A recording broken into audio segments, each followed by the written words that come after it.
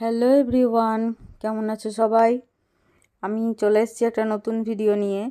এই ভিডিওটা হলো একটা বিয়েবাড়িতে যাচ্ছিলাম, কিছুদিন আগেই গিয়েছিলাম একটা বিয়েবাড়িতে। তো আমার সাজটা কেমন হয়েছে অবশ্যই জানিও কমেন্টে। খুব হালকা একটা সুন্দর শাড়ি পরে নিয়েছি আমি। তো চলে এসেছি বিয়েবাড়িতে। বিয়েবাড়ির তা তো অপূর্ব সুন্দর, সেটা তো ভেতরে ঢুকলেই তোমরাও দেখতে পাবে। তো এই আমরা ভেতরে ঢুকে পড়েছি। ভেতরে ঢুকেই দেখলাম প্রথমে যে বরকে 4-5 জন কোলে করে নামালো, নামিয়ে মঞ্চে তোলা হলো। মঞ্চে তুলে নিয়ে এবার সবাই মিলে বরের সাথে নাচ, সবাই মিলে বরকে নিয়ে নাচানাচি করছে। তো প্রথমেই বলে রাখি, বিয়েটা ছিল ছিল একটা মানে নন বেঙ্গলি বিয়ে, সেটা হলো একটা বিহারি বাড়ির বিয়ে। তো সেখানে দেখতে পাচ্ছ বরকে নিয়ে ওপেন মঞ্চে কীরকম নাচানাচি হচ্ছে, তারপরে বউকে নিয়ে আসা হচ্ছে একটা সুন্দর চাঁদোয়াই বলবো, আমাদের কথায় এটাকে কি বলে জানি না। চাঁদোয়াই মনে হলো আমার, সুন্দর ফুল দিয়ে সাজানো একটা চাঁদোয়াই মাথায় করে 4 জন, আর চারিদিকে ফটকা ফাটছে। একটা অভিনব বিয়ে দেখলাম, নন বেঙ্গলি বিয়ে কোনোদিন আমি দেখিনি আমার জীবনে। আমার তো খুব ভালো লাগলো। তো অপূর্ব সুন্দর একটা বিয়ে অভিজ্ঞতা, মানে সেটাও আমি বলে বোঝাতে পারবো না, এত সুন্দর লাগলো। তো সবাই মিলে বউকে নিয়ে আসার পর বর যথারীতি বউকে স্টেজে হাত ধরে তুলে নিল। তারপরে শুরু হলো ওদের বিভিন্ন রিচুয়ালস। ওরা মানে নিজেদের যা যা করতে হয় সেগুলো সেগুলো করে নিচ্ছিল। প্রথমে মালা বদলের নিয়মটাও অন্যরকম। প্রথমে বরকে মালা পরানো যাচ্ছিল না, পরে ঠিক সে হাঁটু গেড়ে বসে মালাটা পরে নিল। একটা অপূর্ব সুন্দর বিয়েবাড়ি।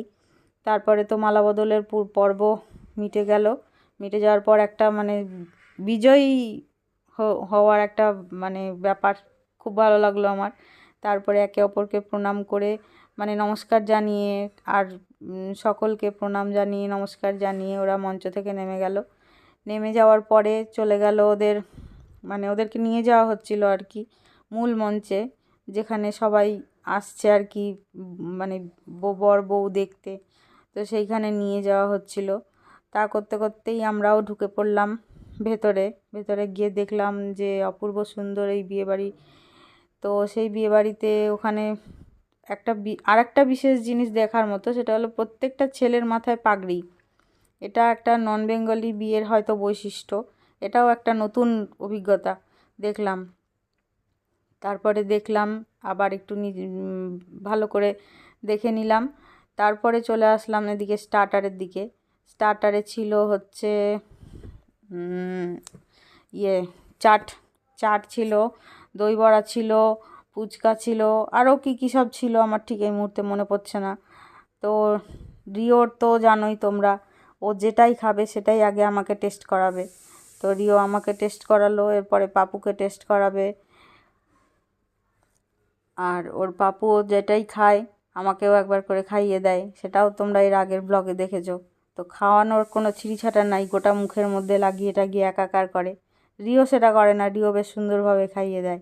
আর সব থেকে বড়, এই বিয়েবাড়িতে নন বেঙ্গলি মানে বিয়ে যেহেতু, সেই জন্য খাবারগুলোর বেশিরভাগের নামই আমি বলতে পারবো না, আমি জানি না। কিন্তু স্টার্টারে যে খাবারগুলো ছিল সেগুলো তো বললামই তোমাদেরকে, দই বড়া, ফুচকা, কফি এইসবগুলো ছিল। তো তার মধ্যে দই বড়া খেয়েই আমি মানে অর্ধেক পেট ভরিয়ে নিয়েছিলাম। এদিকে রিও ব্যস্ত ওর বন্ধুদের সঙ্গে আলাপ আলোচনায়, ঝগড়াঝাটিতে যাই বলো, ব্যস্ত। তারপরে শুরু হলো এদিকে আমাদের মানে মেন মেনুতে যাওয়া। মেন মেনুতে কী কী ছিল সেটা সঠিক বলতে পারবো না, কারণ অনেক খাবারই অপরিচিত।